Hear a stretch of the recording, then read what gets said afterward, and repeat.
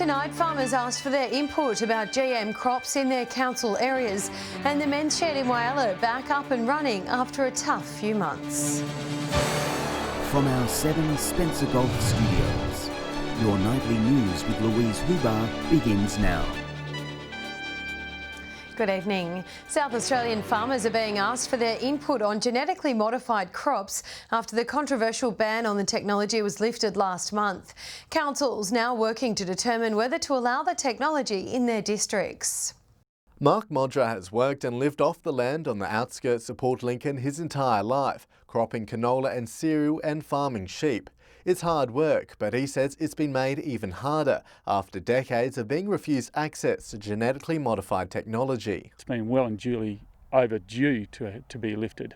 And because it's been so long, we as farmers have missed out on opportunities. The contentious bill allowing genetically modified crops was passed through South Australia's Parliament last month after almost 2 decades of being in place. For Mark, it's a welcomed reprieve, allowing him to plant GM varieties of canola. It's not about making the money, it's about making us more sustainable as a farming system. And that's where the benefit of this technology is. The move now brings South Australia in line with other states who have had access to the technology for the past decade. GM crops will be available from next season, but some councils can apply to remain GM-free. A survey is now available to gauge farmers' input. Well, this initial input will give a basic idea for councils, and if there is data that comes back which makes them consider whether they go further in the process, then there will be the need for more vigorous consultation. Mark says because of the ban, farmers were forced to use other chemicals on their crops, which he says has done more harm than good. Now we're getting resistance to our chemicals, and we might have to, eventually go back to ploughing. And if you go back to ploughing and burning, you end up with huge erosion issues, dust issues, health issues, and it's something that we in agriculture do not want to go back to. The survey will be open till the end of June and can be found on the Local Government Association's website. I'm calling on farmers across the EP to get involved in. Nathan Regter, 7 Spencer Golf News. An organisation which helps community members find their feet has finally reopened after being closed for 3 months. The Whyalla Men's Shed has lots of volunteers all keen to be back in the shop for some normality. Firing up the machines and chipping away at new products. It's all smiles for these friendly volunteers, glad to be back at work and keeping busy. This morning is the third day we've been open since we've been closed for the last 12 weeks. So it's a case that we've just reopened the men's shed and the blokes are pretty happy, and I'm sure their wives are too. The Whyalla Men's Shed, refurbished in 2014, a great excuse for members to get out of the house and involve themselves in an activity. You name it, we do it. It's woodwork to metalwork, computer work, games, we play games, we do gardening, we relax, and we just come along quite often and just have a cup of coffee and a chat. For most volunteers, it's a huge part of their lives. I'm very so happy, good people. You're always kind for everyone. It was a bit hard sitting in the house 24 hours a day, go in the backyard or the front yard, but can't go anywhere else. Forced to shut shop for almost 3 months because of COVID, these members couldn't wait to get back into it. But there are some changes. A new sign-in process and sanitise following strict COVID-19 guidelines. Maintain the 1.5 distancing rule. We've limited the number of people in any particular area according to the 4 square metre rule. Advocates for men's mental and physical health, the shed provides an outlet for its members to stay active and have a laugh with friends. Well, we know that social isolation is a big contributor to poor mental health outcomes. A struggle for some members during the pandemic. Having the shed here means that they can socialise with other men of like minds and also keep busy physically and mentally. Locals are encouraged to stop by and purchase or refurbish an item in support of the organisation. Sophia Contagonis, 7 Spencer Golf News. Half a dozen community groups in the Grey electorate have been granted funds as part of a program called Saluting Their Service. The program will kickstart several construction projects in areas used for commemoration around the region. The northern town of Craddock's War Memorial will soon see the installation of plaques to commemorate local service personnel. It's important that we bring those names together in places now where they will not be lost. It's one of 5 regional communities to see upgrades, with grants of up to $10,000 to be used on different projects to remember those who have served our country, both past and present. A really important part of helping our communities preserve the history of our wartime efforts, of those that actually answered the call and went to service. Rowan Ramsey says the projects are a way to further preserve the history of these communities. Quite surprising when we go back now and see the numbers of people that actually stuck up their hand and said, yes, I will go and serve my country. And of course, some of those didn't return. Confident the sites will have an impact on those living and passing through the towns. It'll be really well received. And they add a little bit of extra interest to those communities, which now largely depend on tourism, or particularly the northern ones, and so quite important, and I'm very pleased to see the outcome. Laura Milovanovic, 7 Spencer Golf News. Still to come tonight, continued support for families with home hospice care given a welcomed boost. And police issue reminders about keeping valuable goods locked up after multiple items were stolen from a busy caravan park.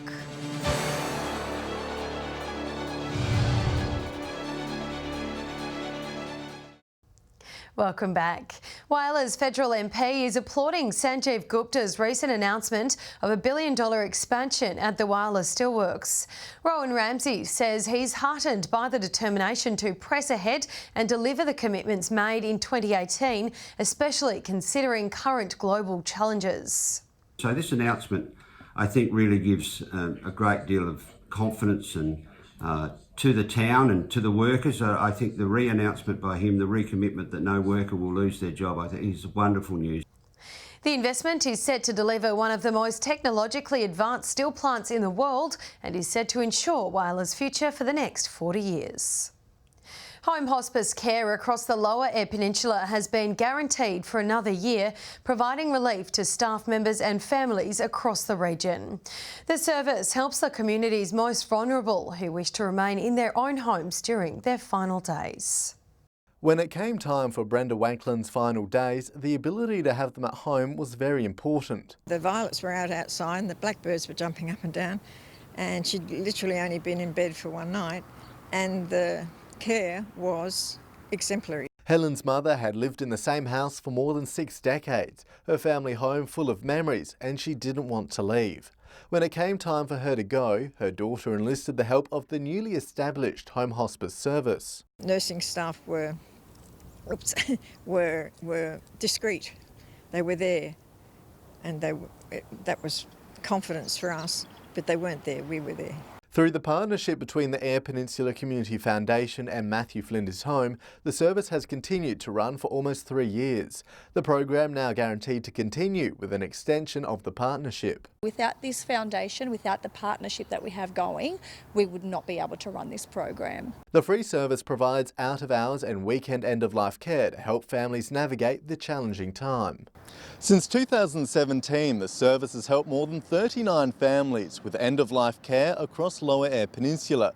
The program solely relies on community donations and the hard work of its volunteers to keep it running. We're very pleased with the level of money that's been donated to the foundation and the ongoing funds and profits that come from the book bazaar, that we're very comfortable that we can continue for many more years.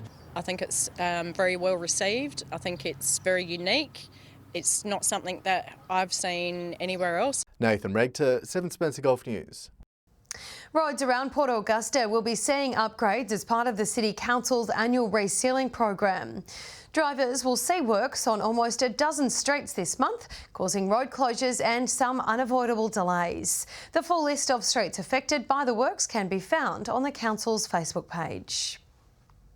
Police are seeking information after a number of items were stolen from guests who were holidaying at the Edithburgh Caravan Park over the long weekend. This black Weber barbecue, 2 common eskies and a number of other items were taken early on Monday morning. 3 stolen mountain bikes were recovered on Edith Street later that day. Anyone with information is urged to get in contact with Crime Stoppers. Stay with us after the break. A major draw card for Port Pirie cancelled for this year, and Cuddlefest gets underway in Wyala.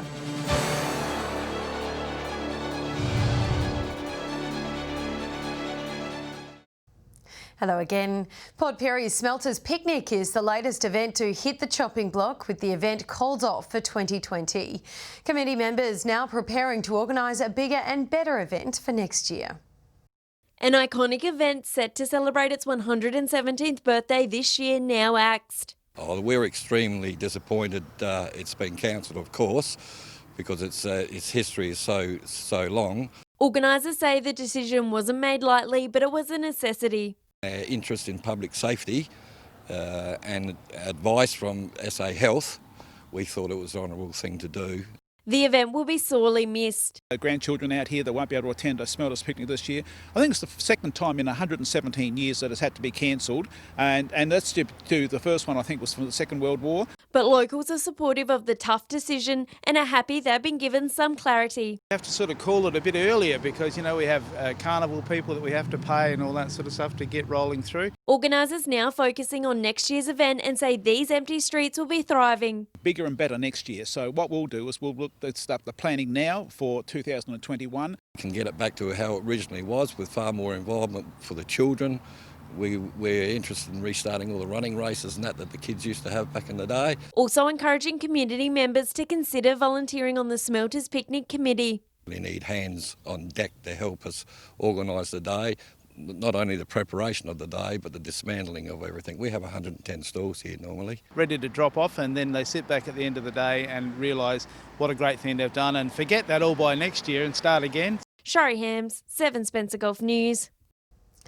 Meanwhile, Wyala's Cuddlefest is already proving to be quite popular, with the first activity of naming the Cuddlefish Mascot a hit with locals. A Port Lincoln designer has been getting creative with the costume, spending months putting it together for the 3-month festival. It's colourful, bright and always up for a cuddle. This year's new Cuddlefish Mascot already set with a busy schedule, visiting hotspots around Wyala. So we've been celebrating Cuddlefish for a little while now, but we're really looking at kind of embarking on the fact that it's got an opportunity to be a festival type arrangement. It's the second year of the inaugural Cuddlefish Festival, but with a twist. This year's a little bit different, so we're doing a lot more self-guided activities, things that you can do and experience with the cuddlefish. The mascot making its way down to Point Lowly, visiting divers. A clever creation all hand-stitched by a Port Lincoln designer. Well, there's nothing like a challenge, especially designing an upright walking creature who usually is a backward swimming creature with extra limbs. Karen spending hours on research before she started. Having up-close personal experience swimming with the cuttlefish in Wyala was just amazing and gave me a great insight to their incredible skills and their character. And it's not her only feature piece. 7 Spencer Golf News getting a sneak peek of her next product. The cuttlefish bench seat that I'm working on is an exciting project too. It's a great arts and cultural project that was initiated by the City of Wyala Council. The bench will be placed somewhere along here at the Wyala foreshore, with plans to reveal the mosaic masterpiece at the new jetty's grand opening. Community got on board and were involved in workshops funded through the council and partially Country Arts SA. So lots of the community have been involved in making him, and he's going to look fantastic when he arrives. Voting polls for the Cuddlefish Mascot name will be available on the Wyala Tourism Facebook page this weekend. Sophia Contagonis, 7 Spencer Golf News. York Peninsula's Football League has made the very tough decision to pull the pin on their 2020 season. But Wyala is one of the first leagues to confirm a start date, with other teams around the region still in limbo. A rocky start, but the season will soon be kicking off. A welcome green light making the president very happy. Bursting at the seams to go and play footy, so we decided last night, and all 6 clubs agreed that Wyala will play football starting the 4th of July. Restrictions are soon to lift, allowing crowds of up to 500 people. The community encouraged to get on board supporting their local club. Go back to your clubs and have a counter meal and have a few beers, because the clubs need to be supported. It's been tough for them. It's been tough for all of us. But it's not good news for all clubs, with the York Peninsula League making some tough decisions. To cancel our season wasn't taken lightly, and I'd certainly like to thank our delegates and club committee people. The president says the decision was based upon volunteer workload, player numbers and the costs involved. And could potentially set our clubs in a worse position than what they otherwise would be if we just don't have a season at all. But junior scratch matches may still be on the cards. We still have a focus on our underage competition, and at the moment we're just formulating what format that will take and how we're going to roll that out. Other leagues such as the northeastern areas will be making a decision by tomorrow. However, the Team BBH has already opted out. The Whyalla president says all decisions could change. If something changes and it shuts down again, we're off. We have to. Got no choice. Members of the Northern Areas Football Association will receive the verdict of their teams Monday night. The Spencer Golf League set to confirm their plans over the weekend. Shari Hams, 7 Spencer Golf News. Coming up after the break, we'll have this week's fish and tips and the weather with Brit.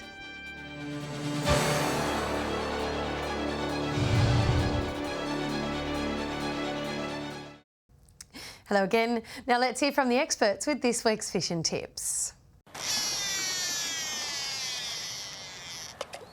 Welcome another week around the Gulf Fishing Tips from Port Pirie. I am so excited. This cold weather is bringing fish on like you wouldn't believe.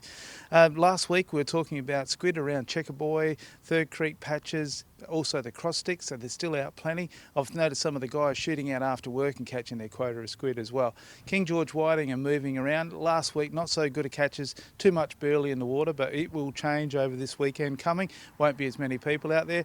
Yellowfin whiting are in the shallows as well, so a lot of guys getting out with waders and trying them on. So I'd say that that'd be the good place to go. Have a great weekend. We'll see you next. G'day and welcome to this week's Fishing Tips from Port Augusta, Jewel of the North. Well, certainly winter at the moment and everything is big. There's some big kingfish spotted down around the powerhouse, and if they're at the powerhouse, they'll be at the top of the Gulf and also down around Port Patterson as well. King George whiting over in the Flinders Channel. Not a real lot of them, but what there are is quite big. Big kidney slappers over there. There's some flathead getting caught around the middle banks, around Letty Spit and also the old number 9 bank in there in the weeds. Some big flathead. Squid are in plentiful numbers and really, really big as well. That's all we have from the Jewel of the North. G'day and welcome to Fishing Tips in Port Lincoln.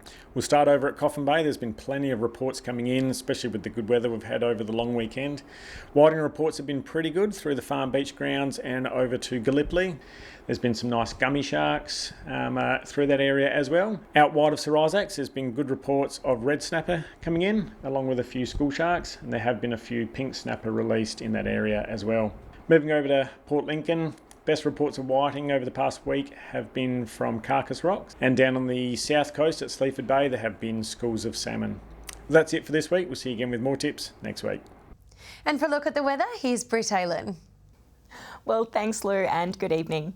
After a frosty morning, we saw mostly sunny skies today. Port Augusta and Woodner both warming up to a high of 19 degrees. Broken Hill, Port Pirie, Kadina and Cleve all reached 17. Whyalla, Clare and Coffin Bay 16. Port Lincoln and Adelaide both reaching 15 degrees today. We've had another day of mostly clear skies under broad high pressure and dry air mass. High jet stream cloud moved in over the Gulf a little later in the day, but there was no rain there. Now let's take a look at your Friday. There is a strong wind warning in place for the lower west coast tomorrow, but no warnings in place for the Gulf waters, where we can expect variable winds at around 10 knots, becoming northeasterly in the evening. Seas below 1 metre with south to southwesterly swells. A mostly sunny day expected about most of the region. Port Lincoln looking at a top of 19. Cleve 20, Woodner 23. Morning frost at Whyalla ahead of a mostly sunny day, 21 the top there. Port Augusta morning frost with a high of 22, Kadina 20. 21 the high at Port Pirie tomorrow, Clare 17, Broken Hill 19 degrees. Moving on to a quick look at the weekend now, with showers expected about most parts on Saturday. Port Augusta, Woodner, Whyalla and Kadina all with tops of 18 degrees. Port Pirie and Port Lincoln both 17. Broken Hill, the exception, remaining dry there, partly cloudy with a high of 21 degrees. Sunday, showers about the lower Eyre Peninsula, fine and partly cloudy elsewhere. 19 the high for Port Augusta and Whyalla. Woodner, Kadina and Port Lincoln 18, Port Pirie 17. Broken Hill also 17 degrees with sunny skies expected. And finally to Monday, with similar conditions to Sunday. Showers expected about the lower Eyre Peninsula with partly cloudy conditions about most other parts. Sunny at Broken Hill, a high of 18 degrees. Port Augusta 20, Woodner and Whyalla both 19, Port Lincoln and Kadina 18, Port Pirie with a top of 17. And Louise, that's all from me. Lovely, thank you for that, Brit. And that's your local news this Thursday night. Thank you as always for joining us. We'll have updates later. Until then, have a lovely and safe evening. Good night.